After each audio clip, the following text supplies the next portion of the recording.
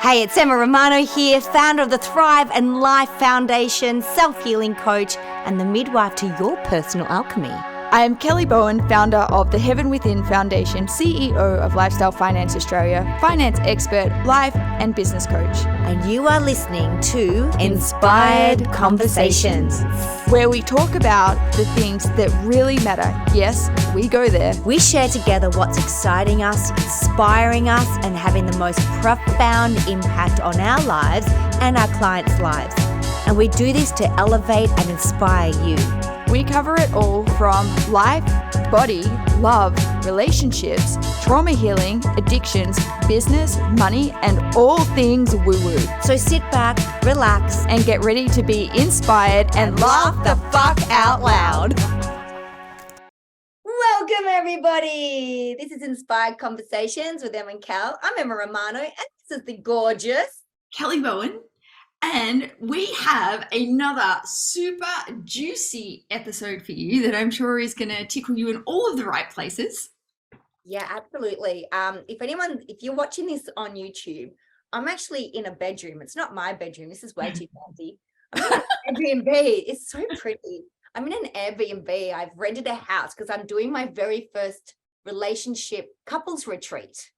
Woo! So there's 4 amazing couples coming to Dales for 4 nights, and it's just going to be incredible. I'm very, very, very excited. So I'm locked in this room downstairs at the moment because my crew member is upstairs setting their house up. So it's exciting. But today, tell everyone what we're talking about today. So today we're going to be talking about one of our favorite subjects, which is around the nervous system. And specifically today, we're going to be talking about how we're managing our nervous systems, our fight-flight responses through times of rapid growth, and how we're managing ourselves from our comfort zone into our growth zone, into our panic zone, and not confusing the panic zone with the growth zone, which we can often do, and how to, one, listen to how your body's communicating with you through that, and then also how to support yourself through that so you can have sustained, important word, graceful growth, not the I feel like I'm getting new gray hairs and my eyesight's going funny and I'm not sleeping properly and I'm waking up feeling like shredded because my nervous system's just not turning off. So we want to sort of like help you move through these spaces because Emma and I both manage quite big and busy schedules and quite a lot of people at any given time. So we want to share with you a little bit like some of the ways that we've not done this so well, how we learned to do this well. And we've done all the things, everyone. We've done all the things. Yeah, before we jump in though, I really want to congratulate you on the anchoring of this, like the in couples person retreat. Because I know where relationship sovereignty started last year. And the anchoring of that, and this is the evolution of that. I just think it's so magical watching your work evolve in the world, watching it anchor and seeing the difference that it's making. So I just want to take a moment to celebrate you, Em. Kelly, thank you. So I'm going to take that. Thank you so much. And yeah, it is something I can reflect on and go, I celebrate the fact that when I have an idea, I just go for it, balls and all. And it's not, there's one thing that I want to share with everybody, and people say, what's the secret of it? There is no failure in anything. There's just not. The only thing you'll come up against is 2 things: your nervous system, your own nervous system, and your pain body. That's the only blocks that you have. And we all know what the nervous system is, but the pain body, if I could explain the pain body just in 2 minutes, like 2 seconds. You can have more than 2 seconds. Thanks, my love. The pain body is part of our ego. We can never get rid of our ego. If anyone's like, oh, you just need to get rid of the ego completely. It's impossible. It's a part of us. And we actually need the ego because the ego can drive us as well. But there's another part of the ego, which I call the pain body. And it's a collaboration of all our traumas, all our hurts, all our shame, plus ancestral shame and hurts and traumas. And that's the biggest thing that you'll come up with. The pain body and our nervous system. And it's connected. The nervous system and the pain body are like best friends because they just want to keep us safe. They want to protect us. And when you have this big idea of like, I want to do this couples retreat, or first off, I want to see couples. And then it's, okay, now I need to teach what I'm taking these couples through. That was scary enough. And now it's like, okay, let's rent this $1,500 a night house. Let's put these 4 amazing couples into this house. And now let's do transformational work with couples. And it's terrifying, but it's only terrifying in my nervous system and my pain body. It's not terrifying to my soul. It's not terrifying to universal law. It's not terrifying to God. It's not terrifying to the rest of me. So I love that we're speaking about this today, Cal. Yeah. Talk to me a little bit about that, because I've literally just come out of an event as well. I've been, the last 3 days, I've been in Gabby Kowalski's quantum leadership event. And this was one of the things that came up as well, is that one of the, like, anytime that we're going to do something new and with leadership, it's not like you look at leaders that are doing really great things and you're like, oh, they do it so easily and effortlessly. But every time they're doing something new, there's always that little bit of like, you know what? It's bullshit. It Yeah. doesn't matter. It doesn't matter if it's Tony freaking Robbins or Oprah. They're all going to freak out because they're human. That's the human part of us. That's the human part of us that keeps us safe. But this is when you've got to look and have a chat. And this is for me. This is my very, very quick tip. 1, if you've got a lot of procrastination is simply a coping strategy to not feel shame. Because shame is the worst thing for us to feel. It's worse than fear. It's worse than anger. It's worse than grief, sadness, hurt, all them. Yeah, because it means there's something wrong with us. That's right. Because if there's sadness or grief, it's somebody else, right? If it's shame, it's us. And it's the one thing we want to go away from. So if you want to do something or you want to create something and you're just not doing it, it's because your pain body is terrified about feeling shame. And this is where you got to say there's no shame in failing, because there's only lessons. But it's been so drummed into us from little girls and little boys that if we fail, we're not good enough. Yeah. Whereas if we fail, what did we learn by that? What if it just switched around? Because I'm 52 and I know my biggest life lessons have always come from when I failed. It's never come really from my successes. What is with that? Oh, me too. Like when it's the jewel in the paint. It's like that funny present that we get to really unwrap, and there's always so much gold in it. There's a book that I read. God, we're going back, I don't know, years, more than 5, less than 10. And it's called Mindset by Carol Dweck. And it talks about this very principle that you're talking about, Em. It's the difference between a growth mindset and fixed mindset. And what's really interesting about it is that in this book, they talk about this particular study that was done with children. And they had these 2 different control groups. One group was praised on the results that they got. And the other group was praised on the effort that they put into it. So these young kids, they first all got like a series of math problems that were like relevant to their age and education level. And they all blitzed it. And the kids that were to get the praise on the results, they were like, well done, you're so good, you got 10 right. And it was all about the result. And the other ones were praised not just on the result, but on how they worked out the problems and how they solved the problems and their thinking and their effort that went into it. And what they did, and so that would sound like, wow, congratulations, you got 10 right. And I can see all the thinking that you've done with this. And any of them that had made an error, they got helped work through those challenges. Whereas the ones that were just praised on the result, that when they had things wrong, they were just told, you know what, you got that wrong, do better next time. Then what they did, they gave out a second round of math problems. And these were for the year above where their current education level was at. And when they gave the results back, they only got like maybe three to 5 right. And the ones that were being praised for results, they were like, look, you only got three right. You weren't very good at this. Then the ones that got 3 right but were being praised on their effort, again, got praised for, wow, I can see how much you thought about this. I can see how you've worked that out. If you were to just do this, then you would get it right. And what happened when they went to retest them, there was a huge correlation between the ones that were praised on results, didn't want to participate anymore. And all the ones that were praised for how they had been, like the effort they'd put into it, the work that they'd put into it, they were so excited to try again. And it's really interesting because this is the coding stages, right? This is where we learn in terms of our neurology and in terms of how we think about things. This is where we're learning, how do we deal with failure?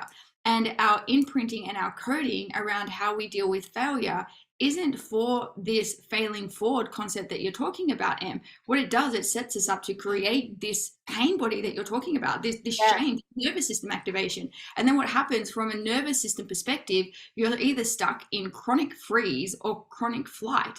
I know for me, if I want to clean the house, put me in a procrastination loop, because the very thing that I'm avoiding, I will clean the house. I will, oh my God, me too. I will even do my finance compliance, and I hate compliance, rather than do the big scary things that I'm scared about getting wrong or getting shamed for. So I'm curious, and like when you're finding yourself pressing up against these places where you're feeling your pain body wanting to become active, what are you doing to help manage yourself and support yourself through that? There's a couple of things. And first off, one of the really important things are to notice your behaviors. So I always know when I'm procrastinating. I'm the same. I will go upstairs and start cleaning the boys' rooms. They're 20 and 21, right? And it'll be Jack or Ben will look at me and go, am I looking at a procrastinator right now? And I'm like, shut up. So I go downstairs and I go, I either want to clean or I get sick. I get like a flu, or I get pains all in my left hip. Interesting. They're my three big, like, messages going, Emma, you're procrastinating. So there's two things I do depending on why my pain body isn't to be shamed.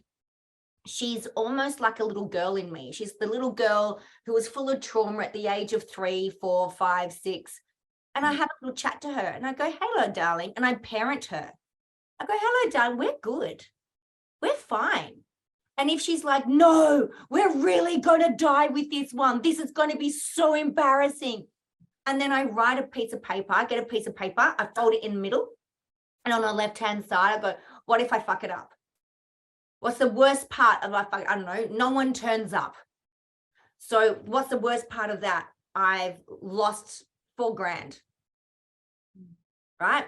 I feel embarrassed. What's the worst part about that? I don't know, my face goes red.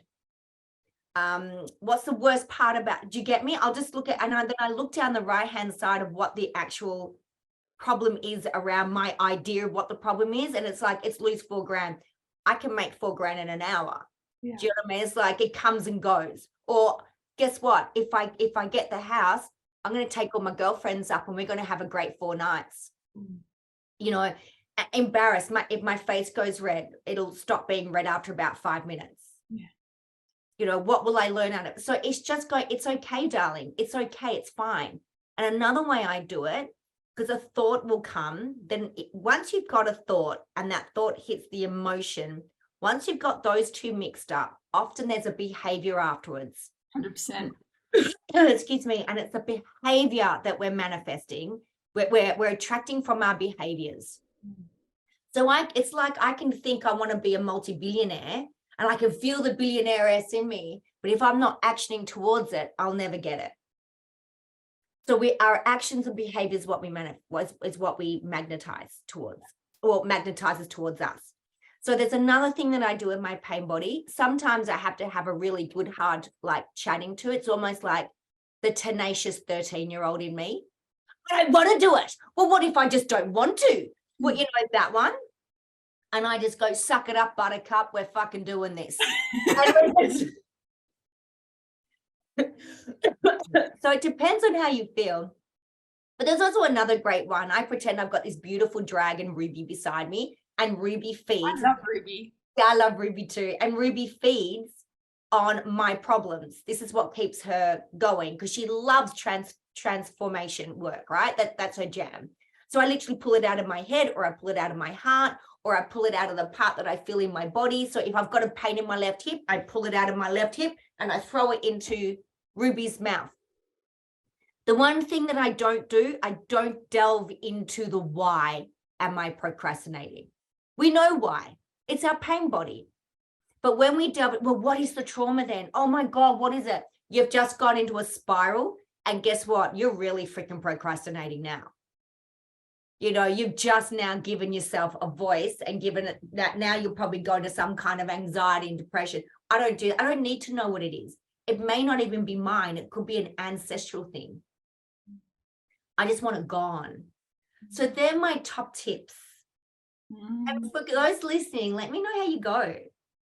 Yeah. I really love that. Excuse me. I love the list idea. So I do sort of like a similar process when these parts become active, because I've also been going through like a lot of rapid growth recently, and you've known a little bit about it. And my business has literally doubled in the last 90 days, and it happened really fast. And I can't remember like when we did the disappointment episode together, whether that was in the middle of it or not, or whether I've spoken much about it on this platform before. But essentially what happened, all within the space of 90 days, my income went from, the amount of people coming through my business. So usually like the amount of people coming through my business that would be managing on any given month would probably be, I don't know, somewhere between 45 to 50 people a month with finance applications pretty consistently, which is roughly equates to somewhere around 40 to 50K a month. Then within the space of 90 days, having lost a staff, hired 2 new staff, and also with the shift and putting my abundance frequency back at the front part of the business, where I'd kind of been sitting back and managing the business. Yeah. There, my business, my income had like almost felt like doubling overnight. Like I literally went 80K a month, next 80K a month, 100K a month. And my nervous system was a bit like, what the fuck? But not just that though, it was also the volume of people coming through the business. So there's like 77 deals settled, not to mention all the conversations that didn't become anything. So we probably went from, like I said before, it was around about like that 45 to 50 people, which probably equated to 70 conversations a month. Like that rapidly jumped to about like if it's 77 settled deals, and I know that month there was a lot more conversations than things necessarily happened because of all the influx of new business partners. There was probably about 120 conversations on the table across the board of the business in the space of a month, which is huge. Maybe even more, but then and managing all of that, and because I still had so many little attachments into those hard worker grids, and I had so much stuff moving, rather than me sitting back and letting and making more space for team to take responsibility, I just doubled down and worked harder, 12 hours in a day, no problem. Like, no, this is like the old survival instinct coming in, being if I want to solve this problem, then I have to work harder. And those parts that we're talking about, the ones that are afraid of failing, were the ones that were getting louder, and then learning how to sit with them and give them what they need so that I can start passing back responsibility to where it needs to be and let the team do what they do and thrive. And one of the things that when these parts become active, one of the processes that I like to sit with is, okay, what part of me is active right now, and what is this part needing? And then when I can identify that, then I go back to how old am I in this moment? Because it's never the big me. It's always the little me somewhere. 100%. Little me somewhere is having a freak out about something. And then when I can identify how old I am, and then I ask that part, like, what do you need? Because often what I think I need, and then when I find the part and what that part needs, can often be different things. Yeah. So, and then I can do the reparenting, because essentially all this little part of me is saying, hey, can you help me feel safe right now? There is so much moving in my external world that it feels scary, and I feel there are so many things coming at me. How do I help me feel safe? Because when I was little, when there was this much chaos, this was a very unsafe situation. And the great part about this is when you start to open the dialogue with these parts of yourself, you can start to do the reparenting. And then every time you integrate a younger aspect of yourself into you, you're creating the unity consciousness within yourself. And here's the kicker, right? The more we ascend into fifth dimensional consciousness, which is oneness consciousness, law of correspondence kicks in: as above, so below, as within, so without. And you hear me talk about this one all the time because I just love it. But every time we do this integration work, we're bringing more fragmented aspects of ourselves into the unity consciousness within. So of course it's going to reflect outward. And when I find I'm having these conversations with myself and just grounding them and centering them, being able to hold that growth within the space of 90 days and stabilizing into a point now where I've actually created this with a lot of autonomy without killing myself. Like, don't get me wrong, there were some moments where, you know, there was a couple of crying meltdowns and it was we all have them, babe. you know, my eyes are so tired I had to start wearing glasses at one point, and I was like, there's got to be a better way. But each time I go in and I find those parts with the little men, usually those little parts, all they're wanting to do is have me see them, to have me hear them, and to have me acknowledge them. And the moment that I do that, and I promise them, no matter what happens, even if this all goes to shit, I'm going to be there for you. I am not going to abandon you. I'm not going to reject you. I'm not going to leave you. It's you and me, and I have got you. Those parts just calm right down. Yeah. And gain access back to the conscious part of my mind where I can problem solve and I can see things objectively. But when these parts are active, like the defense mechanism starts talking, this is where we go into the procrastination loops. Like, this is the pain body. This is what you're talking about. And like the part of us that comes up is this wounded little child parts that we need to learn to reparent because we didn't get the parenting that we had in the moment. And you know, if this is the key thing, when we're in freak out, when we're in procrastination, Cal hit the nail on the head. What do we need? Safety. You know, and we can look at ourselves as the adult. So I can look at myself as the 52-year-old walking around my house trying to clean my kids' bedrooms. Can you imagine? And they're sitting there going, can you get out? Right? Can you go and do the thing that you're not doing? Yeah. And I am safe. I'm in my house. I've got clothes on my back. I've got food in my fridge. The electricity is good. The mortgage is being paid. My husband's a mate. Everything's safe. So who doesn't feel safe? It's always the little one in us. That's the pain body. And all she wants or he wants to feel is safe. And you're so right, Kelly. They also want to be witnessed. Just witness them. I've got a little trick, and I may have shared this before. I know I'd love to share with this everyone. I have done a lot of study with an incredible woman called Devana Eliandra. She's in Perth, and she's freaking amazing. I heard about her. She's gorgeous. Yeah, she's incredible. She was my spiritual advisor for many years. We went to her house for some workshop. This is a couple of years ago.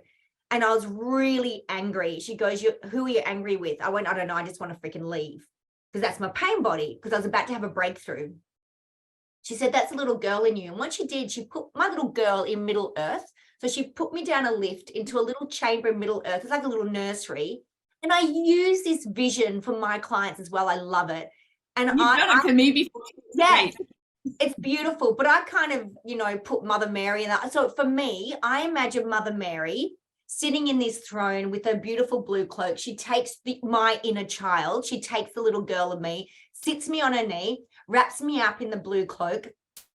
And there's fairies and unicorns and dragons and angels and elves and bunnies and deers, and there's everything. And they just sit there and they just want to hear me out. They just want to listen. And then I just start, blah, blah, blah, blah. I don't even know what I'm talking about. So 52-year-old woman, me, I kind of take my little girl and I give her to Mother Mary and go, look, I've got to go and do adult stuff. Can you look after her? And Mary's like, yeah, fine. And one time, the very first time I did it, Devana said, if she needs to stay there, leave her there and you can check in on her at 5 o'clock or just check in on her during the day. It's about 1 o'clock. I thought, I'm just going to check in on my inner child. She was sitting there with a Prima and a packet of chips. I'm like, oh, she's fine. Yeah. So that's another thing. But another really top tip is when you're getting that fear up. Like, so full disclosure for everyone, 4 or 5 weeks ago, I'm writing this program for the couples. I'm also writing a lot of scripts for a hypnotic program that's going to go worldwide. And I feel exciting. Yes, it's going to go worldwide. Yes, it's going to literally change the consciousness of the planet. And it's so big. It's so big. And I freaked out. And I got this shocking flu. Like I was feverish. I went to bed like on a Monday at 6 and I woke up 4 days later. When I woke up 4 days later, I'm like, whoa. I'm like, this is the pain body. This is all pain body. This is not a flu. This is a detox. So I asked Anthony, my husband, said, babe, can you get me my laptop? He goes, you're in no state to be on your laptop. I went, just get me my laptop. I just have to do something. And so I had to start typing scripts. Was I going to use them? Oh, fuck no, they were horrendous. I didn't even look at the keyboard to see if I was spelling right. But I had to let the pain body go, you're safe, babe. It's okay. Look at us. Look at us still sitting here on the laptop writing a script. Did I delete the script? Of course I did. But I had to let the little girl in me, the pain body who's so scared of failing. I failed year 8 twice. I was very shamed at school for not understanding, not comprehending. I was not academic at all. Complete fucking fairy in a 3-dimensional private Catholic girls' school, right? Did not suit me at all. And so there's a lot of trauma, stuck trauma. So that's the stuff that, I need to work through. But you just do the thing that you're procrastinating, even if you do it shit and you need to delete it, but you just do it. And now I'm writing scripts like a freaking champion, like an Olympic champion, and they're just flowing out of me because the pain body, that part of my pain body is no longer there. She's healed. It gets better. Honestly, it gets so much better. You can't ignore that feeling. And I think where a lot of us go wrong, where we get stuck in the procrastination loop, is that we try and override it without acknowledging it. So instead of doing like what we're talking, like how Ev and I have been discussing, that we've both got different ways of how we deal with ourselves and how we soothe them and have them feel safe, which then allows us to move forward. Where I think people go wrong is they try and bypass it, like, oh, I'm not feeling that, I'm gonna do it, and then just find all sorts of creative ways to never do the thing that's actually going to take you to where you want to be. And this part here, like this is, and there's so many different ways that you can meet this part of yourself. These are just some of the favorite ways that we like to do it, or that have been really effective for us recently. And also too, like as you grow through different parts of your life journey or your business journey, your mission journey, whatever it is that you're doing, your relationship journey, what worked for you last year, you might need a new way of meeting those parts because you've evolved beyond that aspect as well. And it's not that like once you've done this once, oh, they're never going to come up again. No, when you're going outside of that we have the comfort zone, right? And this is where we're really happy functioning. All the parts are having a party, doing their thing, sipping margaritas on the beach. And then when we start to go into our growth zone, which is where we feel a little bit more challenged, there's new things are a little bit unfamiliar, these parts can start to get a little bit active.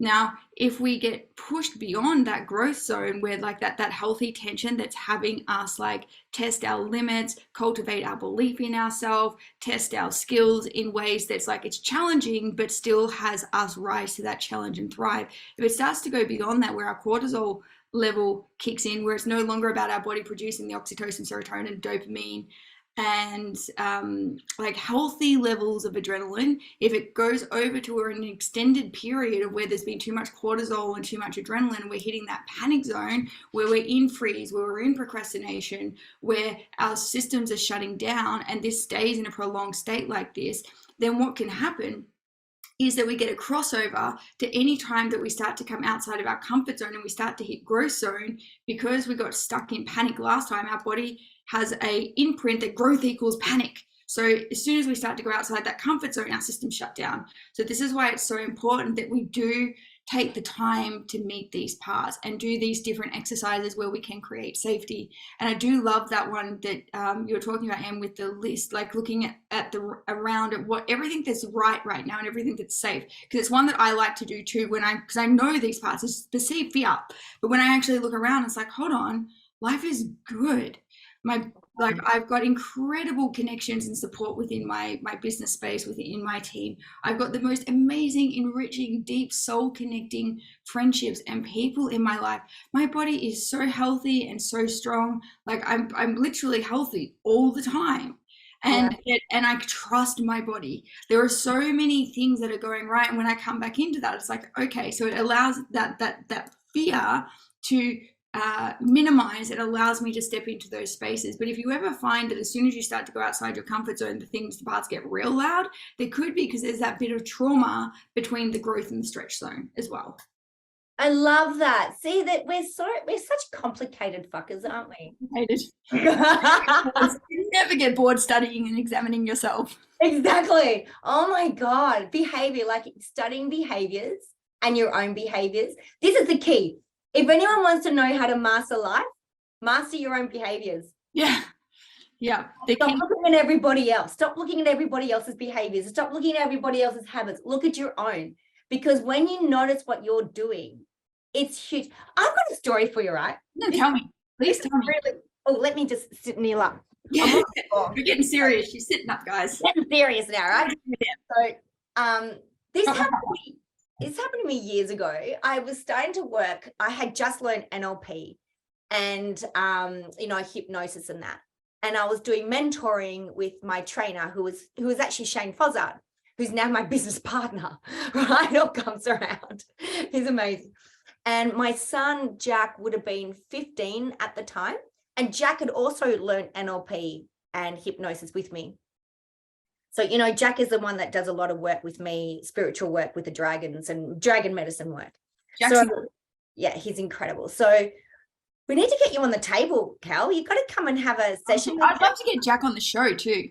Yes. Oh my God. Why didn't I think of that? Anyway, sorry. So there was just one stage where I was being very mindful of because I was a very controlling mum, because that's what I knew, right? I was a very controlling mother. Things were never good enough. I always moved the goalpost. And what I mean by that is, you'll do well if you clean your room. That they clean their room, they come down and says, yeah, but you didn't do this now. But you didn't do that. So I'd always move the goalpost. I was one of those women. And it's very, very common. So I was really mindful of myself. And I would notice that I would have a really good conversation with Jack, and then he would just either shut down or he'd want to say, you don't understand, and walk off. And I didn't get it. Shane said to me, so I'm looking at Jack. What's wrong with Jack? What's going on with Jack that Jack can't have this conversation? What's going on for Jack? And Shane goes, have you ever seen yourself have a conversation with your son? And I went, what? He goes, stop focusing on Jack. He goes, you focus on yourself and there's the power. You focus on someone else, you got nothing. He goes, you focus on yourself, you got the power. He goes, what's your face, your hands, your feet, your body doing as you're having the conversation with Jack? I said, I don't know. He goes, exactly. So what you're going to do is you got to secretly film yourself having a conversation with Jack and then play it back and look at your facial expression. Because don't have Jack on there. Just have it on you. So I did. I could not believe what my eyes were doing. So I'd look at Jack, right, and I kind of go, like, very judgy. I kind of look up when he would say something. And then I said to Shane, I went, oh my God. He goes, now what would Jack be reading from your face? And I went, that I'm judging him. He goes, well, I wouldn't want to talk to you either. And I went, that changed. It was so painful for me, to be honest, because the pain body, what do you mean to me, right? But when you find out it's you, it's like, that's when you've got the fucking magic wand. It's when everything changes, because you can go, what are my hands doing? What are my feet doing? What's my face doing right now? And then it also makes you super present. Because when you're having a conversation with that person, you're there in that moment with them. You're not thinking about, what am I going to say to them in 5 minutes? You're super present. So I really encourage people to check themselves. Find out, what is your face doing? How are you looking at someone too intensely? Like, how could they be reading you from their model of their world? Because Jack, at 15, I mean, does anybody remember being 15?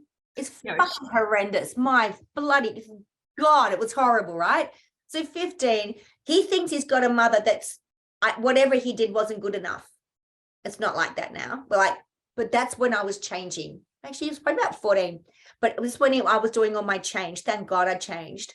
And So in his mind, I'm never good enough for my mum. I can't do it enough for my mum. I can never make her happy. And she's sitting here and she's changing and she wants to change, but she wants to have deep conversations with me. But he's filtering all my actions and all my words through those thoughts.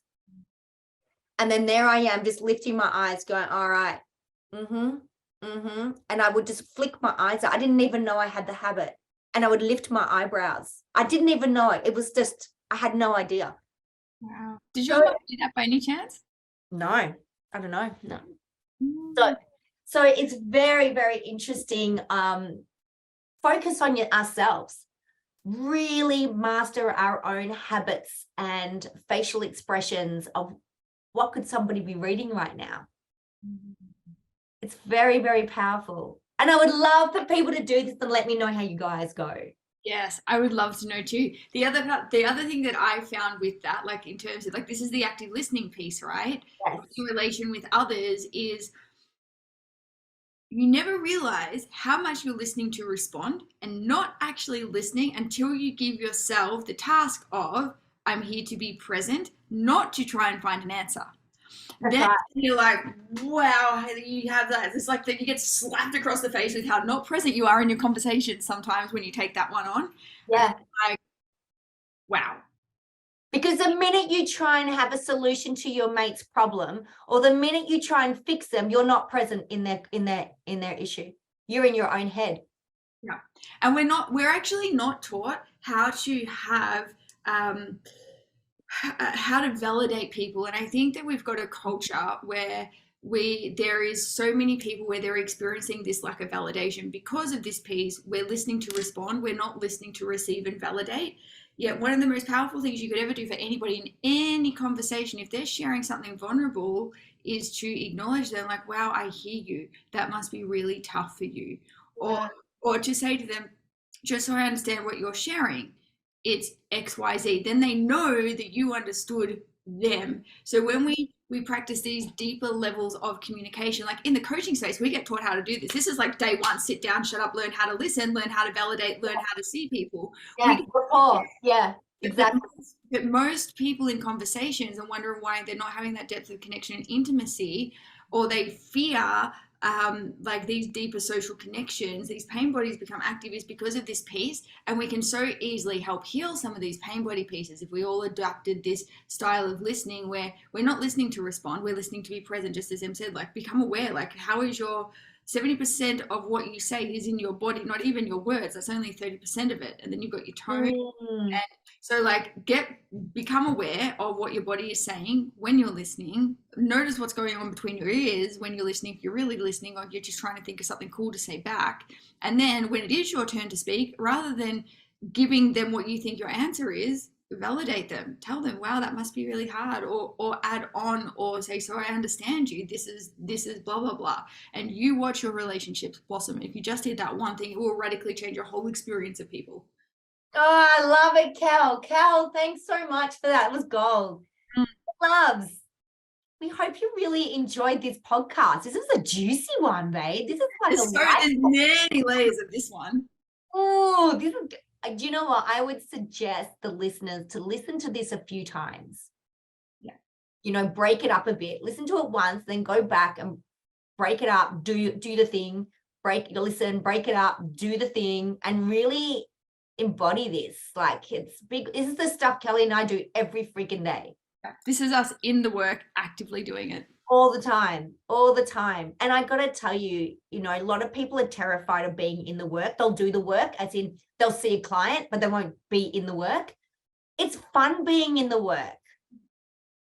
It is. It's really good. It's a great life being in the work because you manifest amazing, really high frequency things like, you know, experiences, friends, family, money, travel, all kinds of things, like opulent things, like ideas. It's incredible. That's when you're doing God's work. It's beautiful. Yeah, 100%.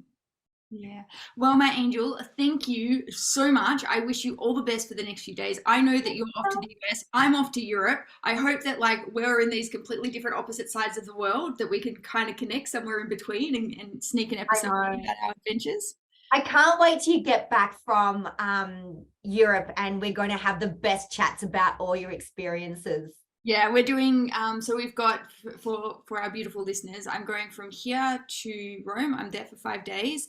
Then and we're doing like all the ancient sites. I feel like it's this huge spiritual pilgrimage that we're doing. When I say we, there's myself, my best friend, and I think there's some people from her business mastermind that are joining us. I think there's four of them and some other friends. Like there's a group of us traveling, like quite very advanced in terms of our understanding of our multidimensionality and the sacredness of some of the sites that we're visiting, and the intention of like the grids and codes that we're anchoring and we're restoring and what we're receiving. So we're going from Rome, so ancient Rome, then we jump on a cruise ship. 10 days we're going around the Greek islands, and we're doing there's Malta and Sicily in there as well, and parts of like Italy around the coast. Then from there we jump on a plane and we fly to a little Greek island called Ikara, which is a blue zone. If you know anything about blue zones are places in the world where people live to an average of 100 plus, but there's no disease. And so we want to go and absorb the codes and the ancient grid work that's there, because these people don't live healthy. Man, they drink every night, they smoke like chimneys, yet there's no disease. There's sugar stuff, like, and yes, they've got a Mediterranean diet, but it's more than that. It's the codes and the frequency, the island, the purity of the grids that are still available there. So we're going to Ikara. There's also another blue zone that's just off the coast of Italy. I can't remember the name of the island, but it's a little island off the west coast of Italy that has the same thing. So we're going to Ikara. We're there for the Lionsgate portal, which is the 8-8 portal, when all the Lyrans are showering us with their beautiful opulence and gifts. So we're receiving from there on the grid. Then we jump on another plane and we go across to Egypt. And in Egypt, we're doing a 10-day tour around Egypt, all the ancient sites, the pyramids. And I can already feel it. Like I've been prepping my body since probably for the last, say, 90 days, in terms of one, just like getting my mind ready, getting my business space ready so that I can completely let go and receive, getting my physical vessel ready, like detoxing and that kind of stuff, like just being really called into the space to go with the most purest vessel, the most purest of thought to receive. So I don't know what's going to happen, but I feel that this is going to be hugely, profoundly life-changing. Oh, Cal, it's so exciting. So exciting. See you later, my loves. We all love you. Don't forget to check us out on Facebook. It's Inspired Conversations with Em and Cal. We're on YouTube. We're on Spotify. We're everywhere. Please keep in contact with us. Give us top tips if you want us to give us feedback. Is there something feedback topic? Yeah, let us know what you want us to talk about, and if you've loved this, please share this, because if it's making a difference for you, I can hand on heart promise it will for somebody else. We're not a paid show, and how we get known is by you sharing the love. Yes. All right, my loves. Thanks, Cal. Thanks, everybody. Bye. Bye.